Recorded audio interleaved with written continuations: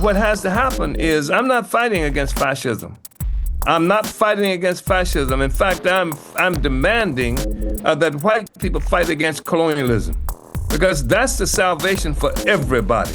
To be simply demanding that African people engage in a struggle against fascism is demanding that African people unite with a sector of the colonial ruling class in its fight with another sector of the colonial ruling class. That's why I appreciate the title of this conference. It's not just Trump, it's the whole damn system. And it's necessary to say that because most of the times when you hear criticisms of Trump, it's an apology for the Democratic Party. The thing is that we're against Trump, so what are you for? What are you for? You're listening to Reparations in Action here on Black Power 96.3. Hooroo! You're listening to the Reparations in Action podcast and FM radio show. My name is Brendan McCoy, and today I am hosting Reparations in Action, which broadcasts weekly on Black Power 96.3 FM in St. Petersburg, Florida. Reparations in Action, also known as White Lies Shattered, is a program of white solidarity with Black Power.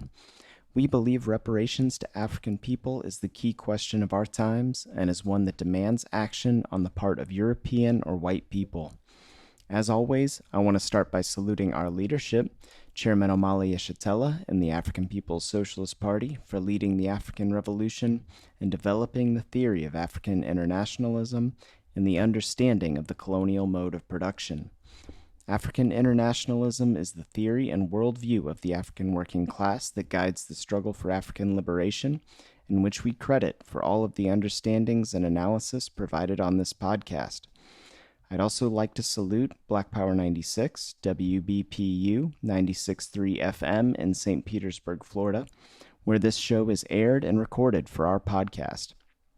Black Power 96 is not just explaining the world, but changing it. You can get the app for Black Power 96 on Google Play or the Apple App Store and listen wherever you are located. In February of this year, APSC hosted a webinar titled "It's Not Just Trump, It's the Whole Damn System," discussing the Trump administration, the question of fascism, and how this is all a symptom of this colonial system that we live in.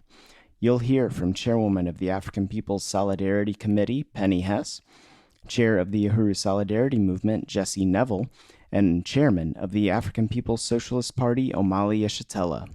You can find the entirety of this webinar on the Uhuru Solidarity Movement's YouTube page.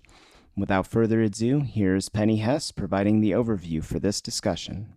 I want to say I'm really excited to be able to talk about this phenomenon and get the chairman's incredible analysis of this current administration's things that they're doing, that people, white people have a lot of fears about this question of fascism. The chairman's going to talk about that. And what the chairman is saying, this whole question of actually dismantling the Democratic Party, the question of the deep state, which, the African People's Socialist Party and the chairman were the only people that ever talked about the state. But now we hear it in the news every day. And even the dismantling that we're seeing of the state's bogus legal reasons, and some of them, even the main instigators of the bogus prosecution and conviction of the Uhuru Three. In today's headlines now, we see Trump. The headline in the New York Times today is "Trump refuses to guarantee Ukraine's safety."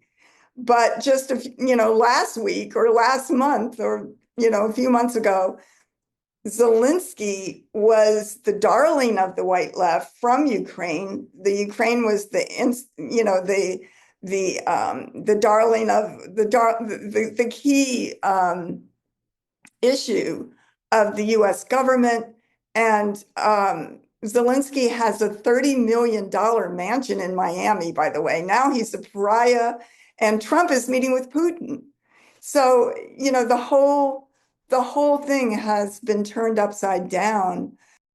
And it exposes the reality that the main contradiction that we are facing in this country and in the world is not civil rights or anything like that, or even the whole question of the right to free speech as it is explained by the First Amendment, but the struggle against colonialism, and that the chairman has shown us that colonialism is the main contradiction of the world, and what the chairman calls the colonial mode of production, the fact that the only thing that produces wealth in this system that we live in is the oppression of colonized African, indigenous, and oppressed and colonized peoples of the world.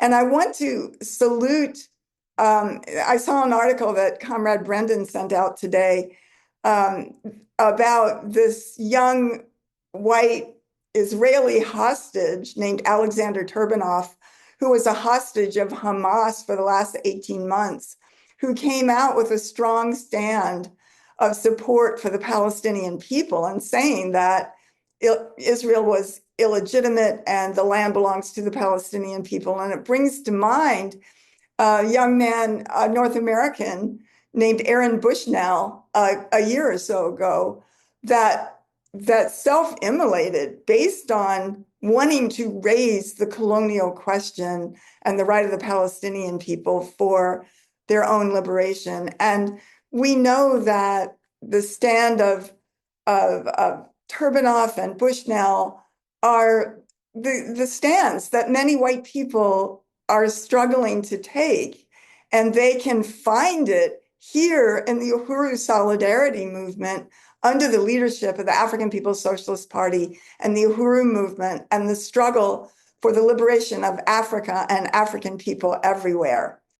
So APSC unites with and stands under the leadership of the African Revolution. This is the key question in the world. This is the stand that when African people inside the borders of the United States, in Africa, in the Caribbean, and African people around the world, when African people unite to liberate and have self-determination and socialism on the continent of Africa, imperialism and colonialism as we know it will not be able to continue to exist in this country or anywhere. This is what will free the world. This is the answer.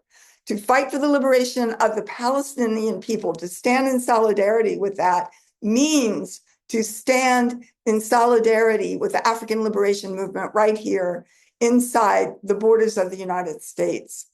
I'm very, very honored to be able to present my leadership, our leadership, Chairman Omali Yeshitela. Just the chairman has fought his entire life for freedom and liberation for African people and for all oppressed and colonized peoples and for white people, that we have an opportunity now under the leadership of Chairman Omali Yeshitela and the African People's Socialist Party as white people to jump off this pedestal upon which we sit at the expense of everybody else on the planet and join humanity and be part of changing the world. So Chairman, thank you so much for being who you are and for having lived your entire life still fighting and building and winning everything you can in the name of the African working class and the African Revolution. So thank you so much for being on this program. Uhuru, thank you. Thank you very much, Comrade Penny. I just want to say that I want to salute you and salute the African People's Solidarity Committee, all of your incredible forces. I just cannot say enough about the significance of your presence in the world.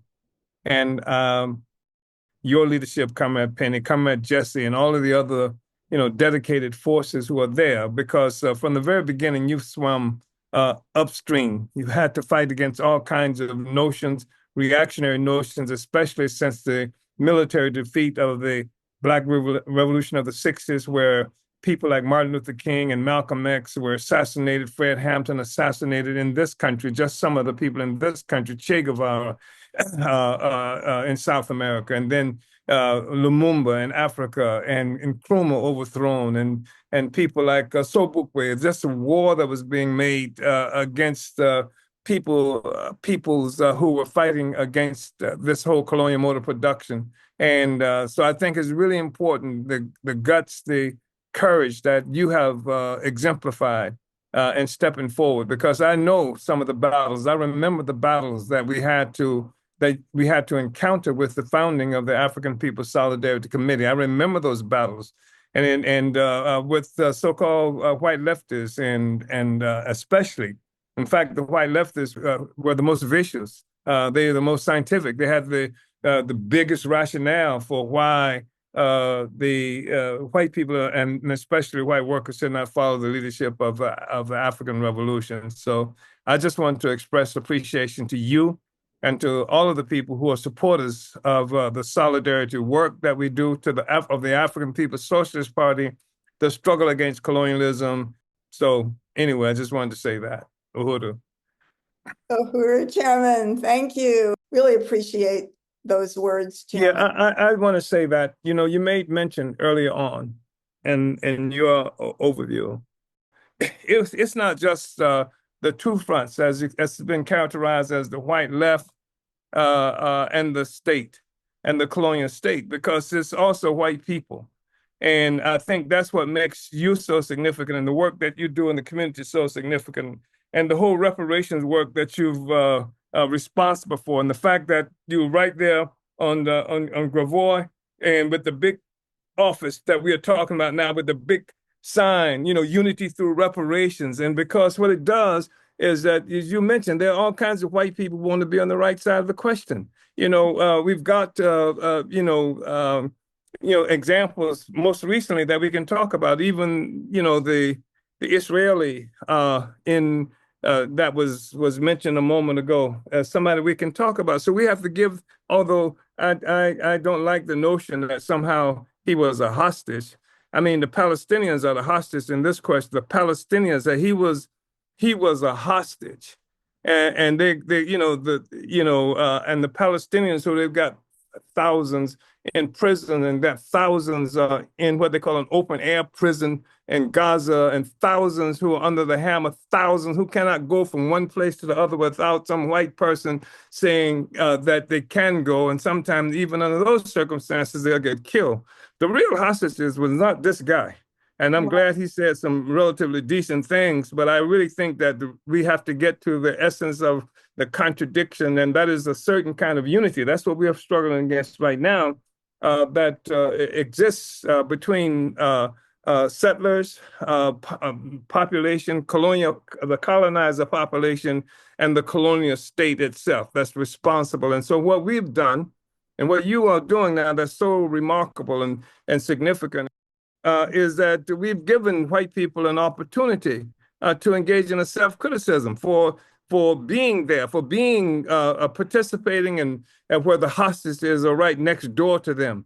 And that it took somebody else to come and try to knock the door down. And when somebody comes and try to knock the door down and capture some of the guardians of the hostages, the Palestinians hostages, then they are criminalized, et cetera, et cetera. So now we have a situation where the door is being knocked down quite gently by the solidarity movement, even though the government, did not treat you gently for knocking, this door down. But we've given all of these other people an opportunity. Here's your way to make a self-criticism for being there, and a way to move, history forward. So I just wanted to say those things. Thank you, Comrade Uhuru. Thank you, Chairman. Thank you for all that. That's everything that you just said. I want to express my unity with.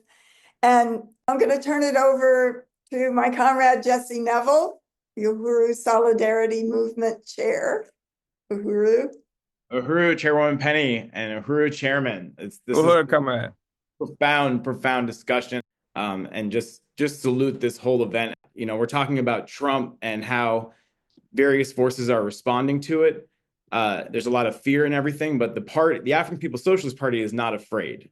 It is moving forward with its focus, with its mission.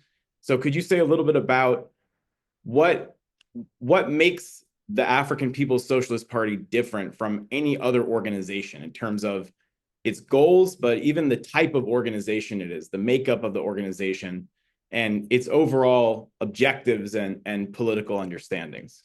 First of all, I think it's important to say that the African People's Socialist Party discovered some time ago that our struggle has to be one against colonialism. We articulate that even a bit differently as we move forward now. We're not going to be drawn into any kind of unnecessary struggles that can push us away from what it is that we do. Our objective is to govern and to build the organization among the African working class in particular, to govern, to set the examples in our communities where we live, on the foundation, where the social foundation is located, and to help the African masses come and workers come into face to face with their own capacity once unleashed, and help to unleash that, help to provide training. That's what Vanguard is about, to help the people, come to conclusions. And I think that it's a interesting kind of contradiction because because we were not running around bullet mouthing like some organizations have done in the last period. The government didn't look at us in the same way because we were not bullet mouthing. We were working from a strategy to undermine colonialism by initiating projects and a process of decolonization. So, and that's more than simply protesting something. That's actually constructing something. And that's what revolution ultimately is about, construction something. And if we recognize the nature of the system that we afflicted by, then we know that it is a system that relies on an ability to continue to suck the resources from the colonized for its own existence. That's why we talk about the project, the bakery, a small bakery on West Florissant, a bakery cafe, a small bakery cafe on West Florissant. It cannot compete with the bakery that's at Whole Foods. It can't compete even with the bakery that they have at Walmart's and what have you in a certain way. But what it does is an independent project. It's not our own personal project. It's an independent project. In many ways, it's possible to get resources as a personal project. It's okay. In some instances, you can get a personal project, but this is a project that's tied to decolonization, to deconstructing a particular relationship that we have with the social system. And so this is the thing that, that they are fighting against. This is what the whole struggle against colonialism was about. That's what the original Nation of Islam was about. Do for self, create your own institution. That's what Marcus Garvey was about, building, steamship lines and the whole thing that gave life to a colonized African population whose reality was defined by somebody else having usurped the control over our lives and our ability to feed, clothe, and house ourselves. And so this is the thing, one of the things that distinguished us, because we never stopped. We went to prison, I was jailed, we were in and out of jail, but we never stopped. The mission always was, even when we were talking about freeing political prisoners, the mission always was about destruction of the colonial relationship that African people experience under this kind of domination. And more than that, especially as a consequence of what we've just gone through with the trial, there's a way that this can happen and does happen that continues to put the colonial system itself on trial. And there's a way we can do it that puts it on trial and minimizes any legitimate effort, any that they would make to put us on trial, put us in prison. What did they charge us with? We went to trial, and after I don't know how many years of this investigation that we're talking about now, I think they went 10 years or something like that. We went to trial, and they couldn't bring a single bit of information of a crime that was committed. Right. And what did they charge us with? Talking. Which meant that they charged us with violating the most precious premise of the founding of this entity that they call the United States. The free speech. They attacked us based on they had to attack the basic again a fundamental Bill of Rights and what have you to come for us. They couldn't. They had nothing else they could come for. Even the judge, when he was in the process of sentencing us for being guilty of conspiring to do something that we didn't do, had to say, that if it weren't for the fact that you were supposed to register, there wouldn't even be, a basis for this. It's a matter of protected speech, and it is. So the quandary that the imperialists, that the colonizers have, is that they're attacking us, they attack themselves. They attack, what they say is the foundation of this wonderful, predatory democracy that they have founded. So I think that's important. Secondly, I think it's important that, I think the fact that we plan to govern is not a small thing. To be able to feed, clothe, and house ourselves. That's what the whole issue of sustenance and being able to sustain life, ourselves. That's what it's all about, and that's what's been taken from a colonized people. And so we engage in this struggle. So to wrest from foreigners and aliens who absconded with our capacity to provide for ourselves, food, clothing, and shelter. And that is the essence of what a mode of production is. It is a means by which a society achieves sustenance, what's necessary to survive and live, etc. And and this should not be difficult for people, especially people who call themselves Marxists and leftists, to understand, because the whole issue of a mode of production, this is something that was introduced very seriously by Marx and people like Marx and Engels to help to try to provide some kind of science to the investigation and analysis of society itself. What is the mode of production? How does a mode of production come into existence? And how does one mode of production replace another?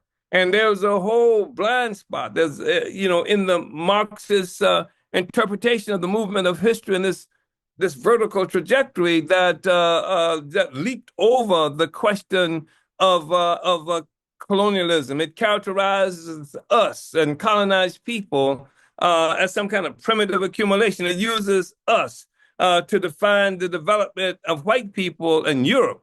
And he didn't say white people. He might have said civilized or from time to time. But the basic thing was he talked about capitalism as it arose. And capitalism arose as white power. And this white power came about as a consequence of what Marx called the primitive accumulation of capital, how the capitalism gets started. And this primitive accumulation of capital that he talked about, he defined it.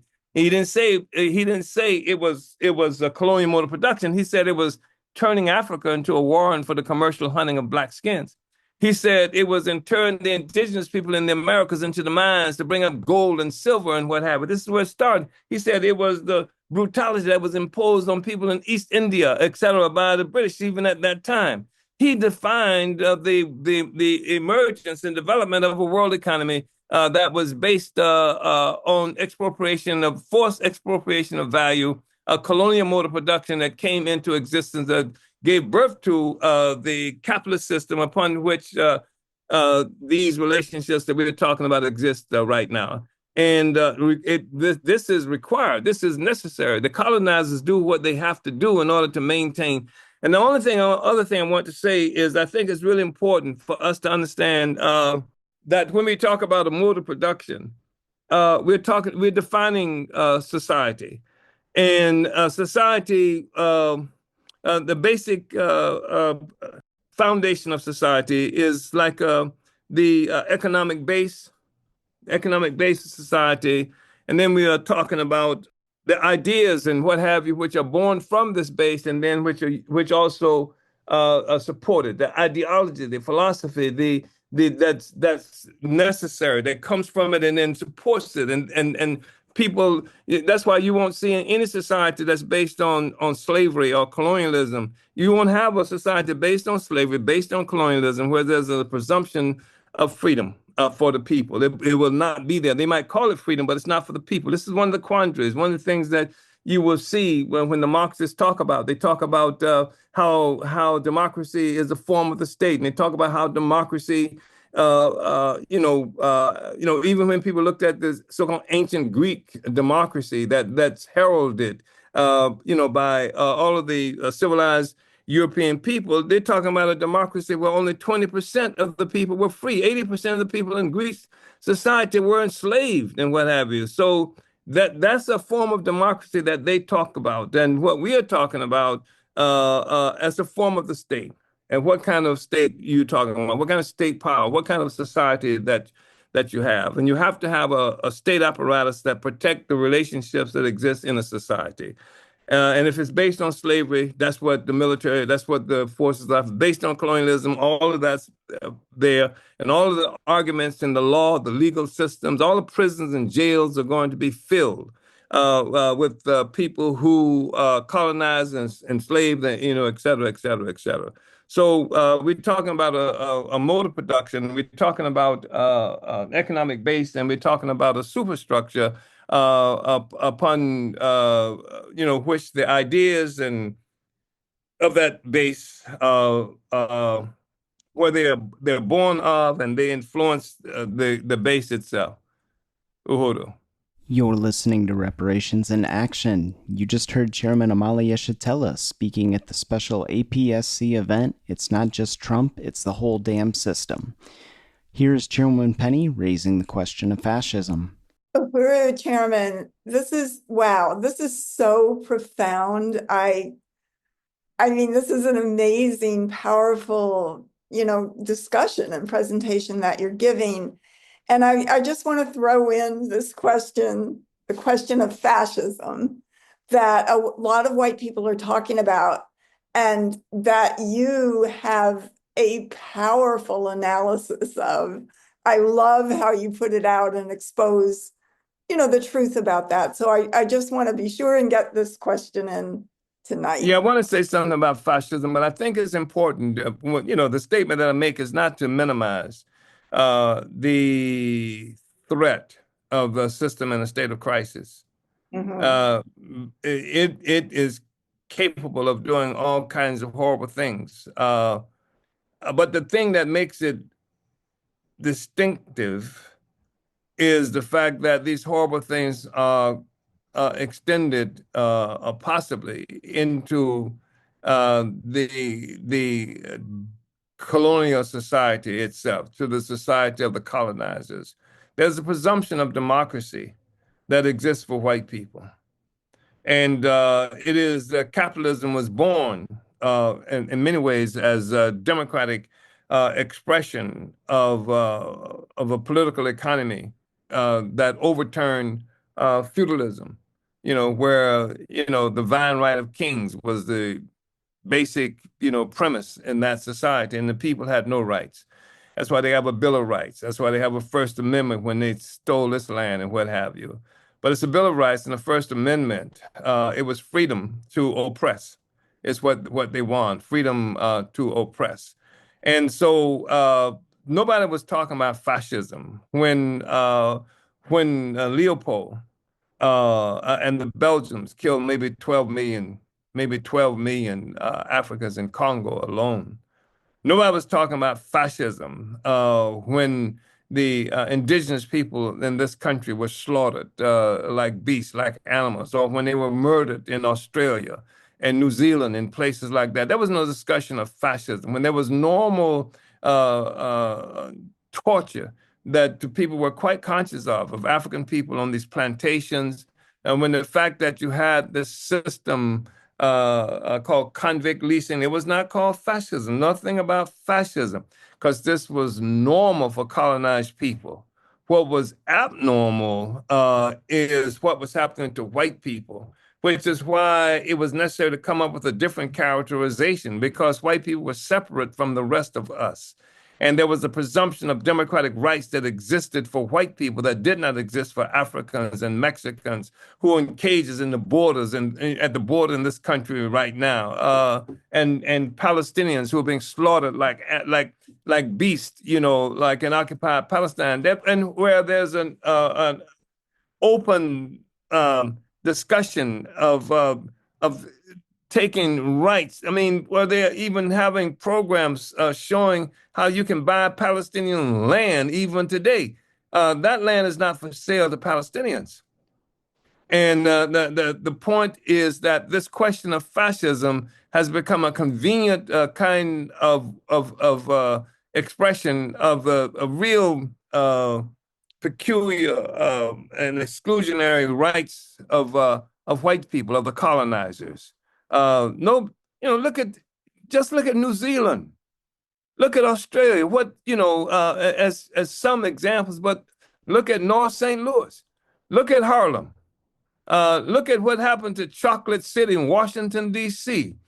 Look at the fact that the United States has the largest prison population in the world, only because of Africans, Mexicans, and indigenous people being in there, et cetera. So what has to happen is, I'm not fighting against fascism. I'm not fighting against fascism. In fact, I'm demanding that white people fight against colonialism, because that's the salvation for everybody.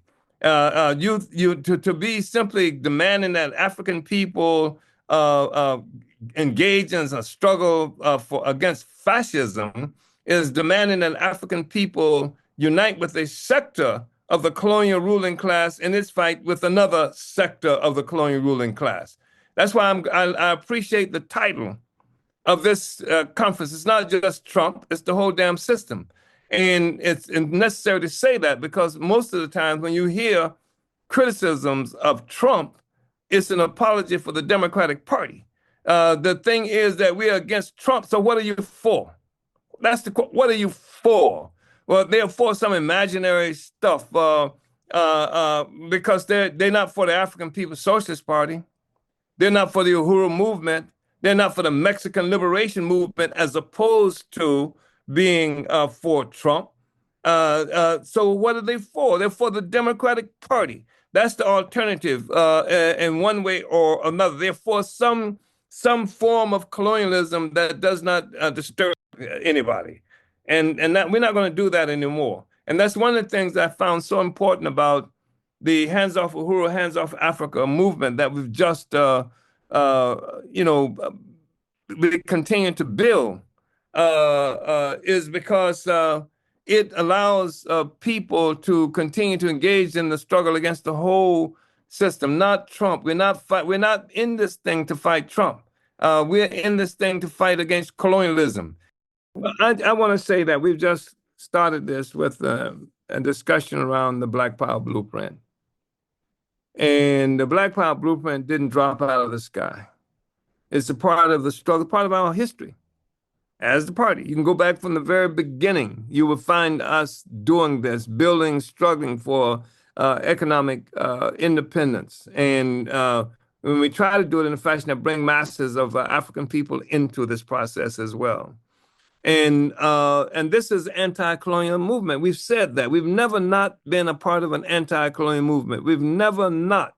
We've always said this is what we even refused for years and years. We wouldn't take a grant, and because of the conditions. And the only thing that changed that was George Floyd. And when they murdered George Floyd, they opened the floodgates to white folk colonizers who needed to prove to the world their disgust with the blatant public lynching of George Floyd. And so they say, to prove it, we're going to make these resources available. And we changed the terms. We did not accept them. We changed the terms and characterized them as anti-colonial terms. This is what you're involved in, et cetera. So, we've been clear of what this struggle is about and what we are about. And also clear that in the final analysis, the power is in the people. Even when we talk about the reparations question, we've been doing reparations work now at least since the mid '70s, and we founded the African People Solidarity Committee, who has been doing reparations work seriously since around '85, and in a very serious fashion, reparations work as opposed to charity stuff that we had a lot of white people who give you charity and what have you, but that's not what we were looking for. And so, the thing is that we changed the whole discussion around reparations. When we became involved in the reparations movement in a serious way, we moved this thing from payment for slavery. We said, no, that's not good enough. In fact, we don't just want payment for slavery. You don't owe us for that. You owe us for what happened 30 minutes ago. We're owed for all of the conditions that we live on a regular basis. You can't say just because we worked hard and stuff like that, therefore, you owe us life. You owe us the fact that African people have a lifespan that's 6 or 7 years less than white people. How do you quantify that? You can quantify it because insurance companies do it on a regular basis in terms of how much, I forgot what this thing is called that they use as the basis of insuring people, et cetera. But that's just an example, and what's the difference? And, we help to define this thing about the dual labor force and how, people are paid differently, if they're Africans than if they're white people for the same work and what have you. So there's a tremendous amount of resources stolen. And so just to talk about that, for slavery was not good enough. We changed that. 1, 2, we also changed the thing about, even as we talked about reparations from the state, from corporations and what have you, we understood that the fundamental issue was the people. One, in the first place, Africans had to be won to this understanding of reparations. This is what reparations, because the masses of African people didn't know about reparations. And there were some very important people who played leading roles in trying to raise the reparations issue, but it never was a mass issue. We created the first mass organization dedicated to the thing of reparations, and not just conceptually, but actually engaged in struggle and demonstrations and had regular tribunals where we were producing and promoting the evidence of reparations due to us because of they've murdered this person, because the number of people who are in prison, because of Attica, what happened there, et cetera. This is the kind of thing that we introduced into that discussion. So the people were fundamental, always fundamental. And so that's one aspect of the people being fundamental. The other aspect of the people being fundamental is the work that's being done by the solidarity forces to bring the people. In this instance, we're talking about ordinary white people. We're talking about ordinary colonizer citizens to become a part of this. And this is the way they make a criticism of the system and the relationship the system has to African people. They make a criticism of the government. You want to fight against all these other people that you say that you hate so much and you love me so much. Well, the way you fight against them is to unite around the question of reparations, not just conceptually either. Unite with reparations, because people say, well, how does reparation look? It looks like a $160,000 basketball court that's on West Florissant here. It looks like the project that the deputy chair was just talking about a moment ago in terms of the bakery cafe. It looks like creating institutions of economic development that's been taken away from us. It looks like giving us the ability to replace in our conditions, our relationship, Walmart. And we replace Walmart not because we can give a Joe Biden type of socialism like Walmart is not offering $15 out. We won't necessarily be able to do that. But an African be willing to work in her own community where you didn't have to go and put up with the stuff that you have to put up with working with white people. You don't have to leave your community to go develop something. You got a job, but you don't have a job building a house in your community. You got a job building a house in the white community. You got a job building a house south of the whatever that designation is called, that separates impoverished North St. Louis from Southern St. Louis. This is the kind of stuff that we, are talking about. This is what this project means. Even though it's a small project, even the threat of Palestine, a tiny territory, what it means to all of the Arab people. And it's the most revolutionary project there. That's what Palestine has always been a problem for all the reactionary Arabs, because the masses of the people of the Arabs support Palestine, support the Palestinians, even if their reactionary governments don't do it. The reactionary governments make deals behind the backs of the masses of the people and what have you. That's what they have to do. And increasingly what we are seeing, when we see the masses of African people refuse to give Kamala Harris what she needed to win this election, Black people did, to the point that Black men were charged with being responsible for Kamala Harris losing the election.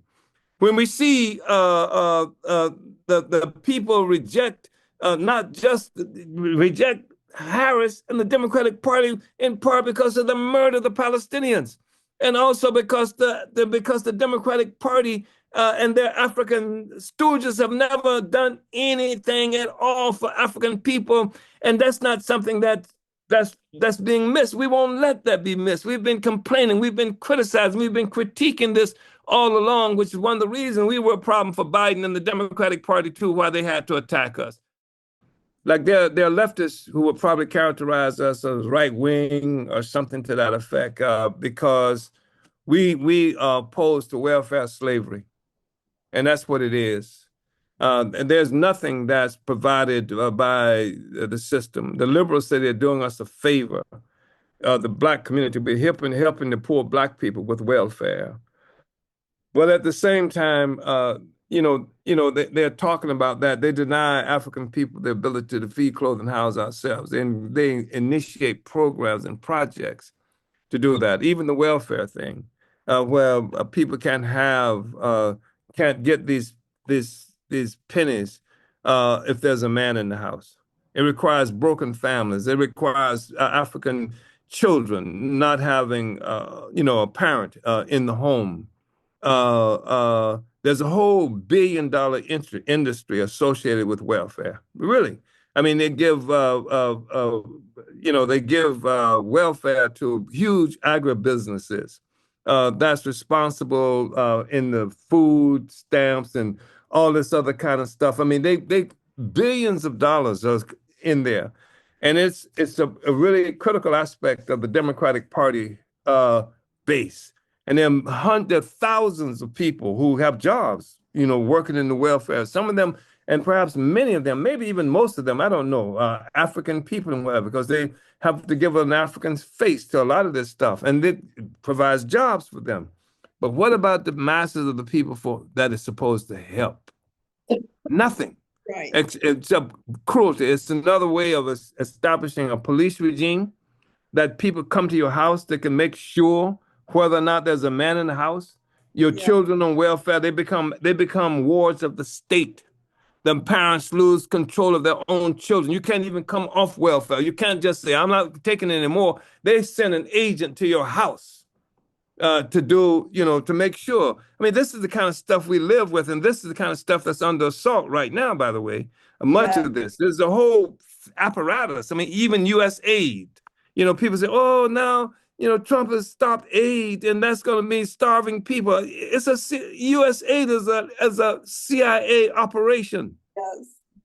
And tearing it down just like they're crying because Trump is tearing down the FBI. Who's going to protect us from Biden now? This is the kind of stuff that we're looking at. So, we're not getting strung out. We're not being diverted by this kind of stuff. Keep our eyes on what it is that we're fighting for.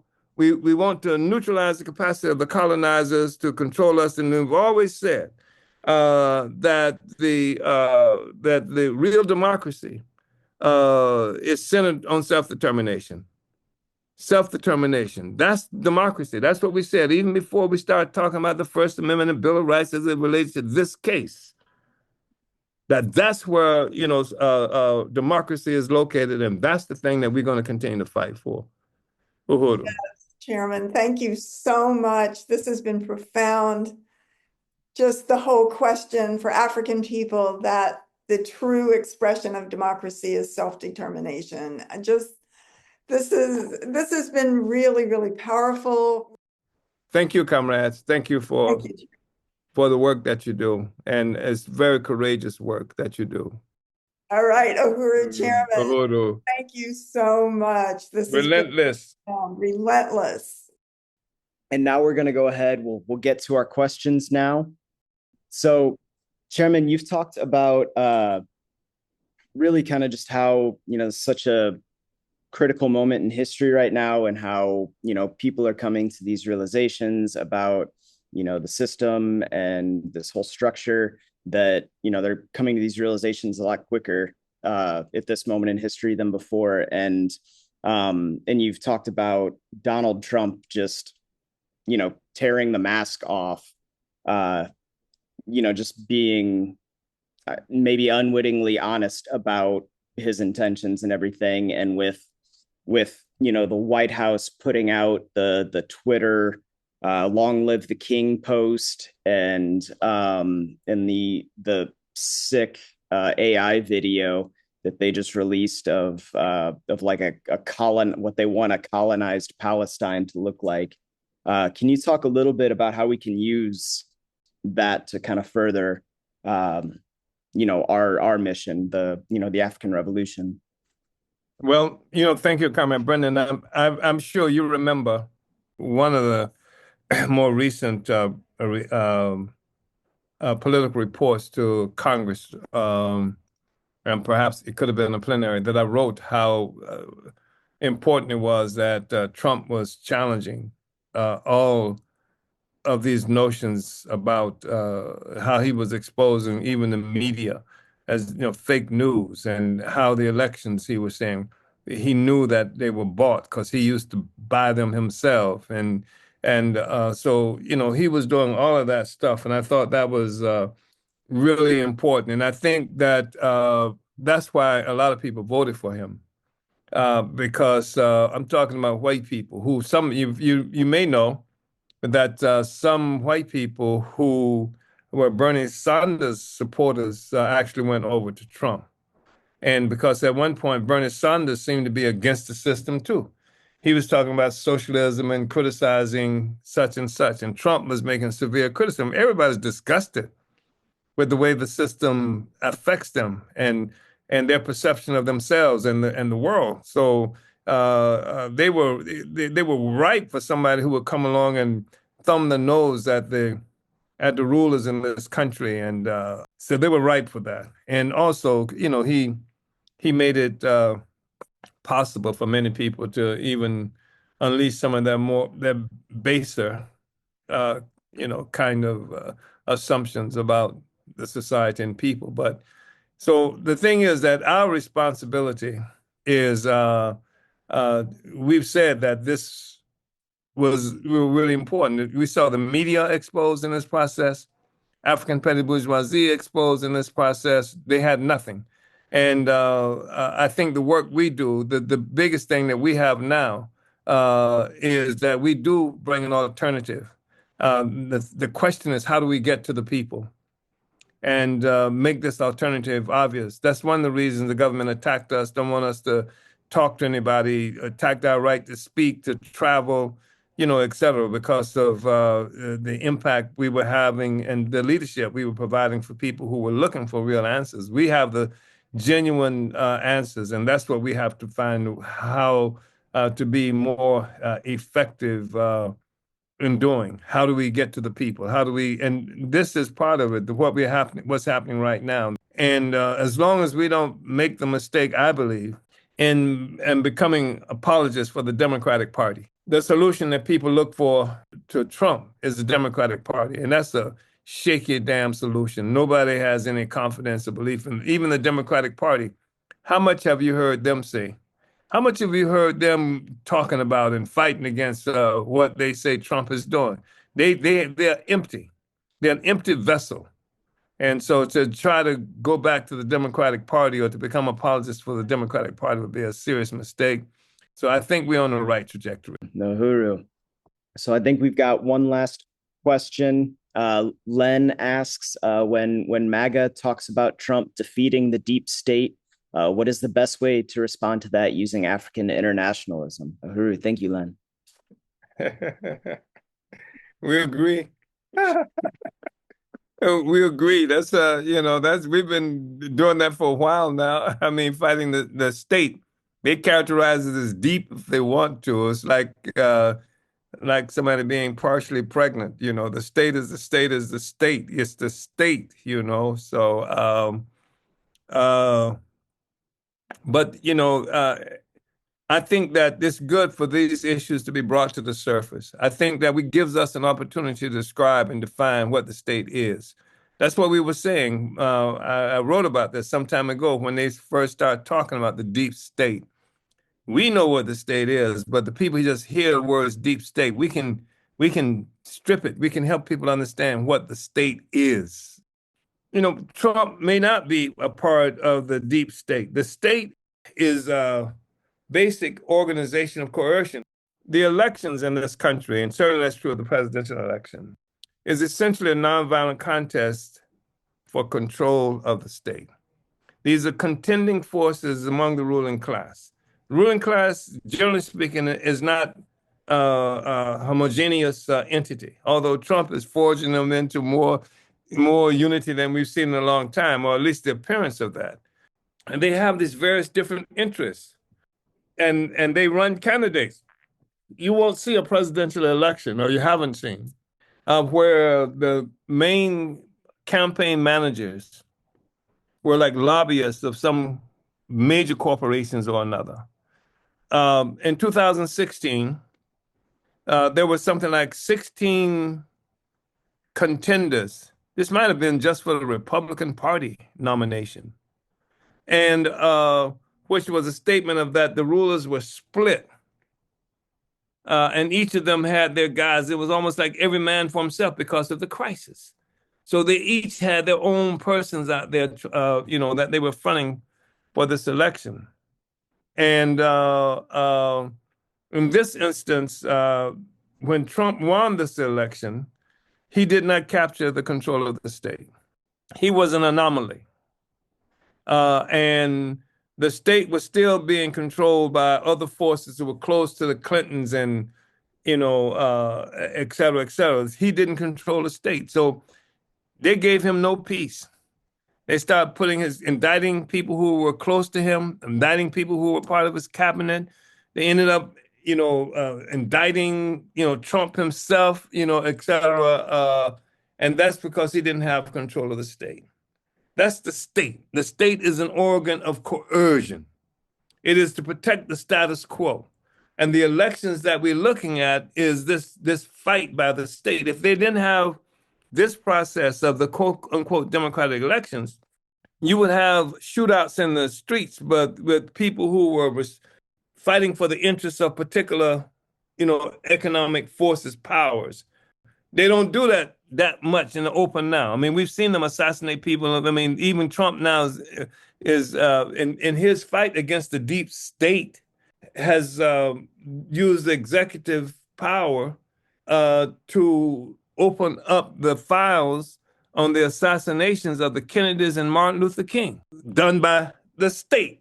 So Trump didn't control, but he's cutting a mean swath through eliminating some of those forces who were supporters of other sectors of the bourgeoisie, and bringing his own forces and putting them in place. Even U.S. aid, that's a state entity. So Trump himself is not the state, but those forces who run the thing, they're the state. Those forces who the military, the CIA, I've never seen the military and CIA handle so ruthlessly by a politician that's come to power as I've seen with Trump. Fire every damn body. Fire the generals, fire everybody up and down the line. They run these elections for control of the state. Anyway, that's the point I wanted to make. I probably overtalked it, but yeah. Uhuru. Thank you, Chairman. Well, this has really been profound, Chairman. This is, wow, what a powerful, powerful discussion. Really, thank you so much, Chairman, just for everything you are and that you represent the struggle of African people to govern and all of the incredible political analysis of African internationalism that enables us as white people to see the world through the eyes of the African working class, which is an incredible honor to be able to join humanities. Uhuru, comrades. Uhuru, Chairman, we are winning. Uhuru, we are winning. We are. Uhuru. That was Chairman Omali Yeshitela speaking at the APSC event titled "It's Not Just Trump, It's the Whole Damn System" back in February of this year. You can watch this discussion in its entirety on the Uhuru Solidarity Movement's YouTube page. My name is Brenna McCoy, and I want to thank you for listening to another episode of Reparations in Action on Black Power 96. Uhuru. This has been an episode of Reparations in Action, a biased podcast of white solidarity with Black power. My name is Jamie Simpson. We'd like to thank our team of volunteers. Our sound engineer is Aaron Loss, who also composes our theme music. Our research coordinator is Alex Pletcher. Reparations in Action is produced by Penny Hess, Jesse Neville, and Lisa Watson from the Black Power 96 studio in St. Petersburg, Florida. A shout out to Burning Spear Media Director Akile Anayi, as well as Black Power 96, WBPU LP St. Petersburg, and the station manager, Mr. Eddie Maltzby. If you like what you've heard today, you can go to Apple Podcasts and rate this podcast.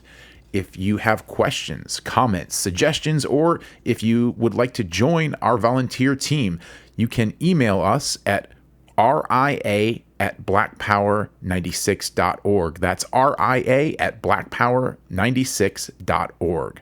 A special thanks to Chairman Omali Yeshitela and the African People's Socialist Party, without whose relentless leadership and theory of African internationalism, none of the understandings presented on Reparations in Action would be possible.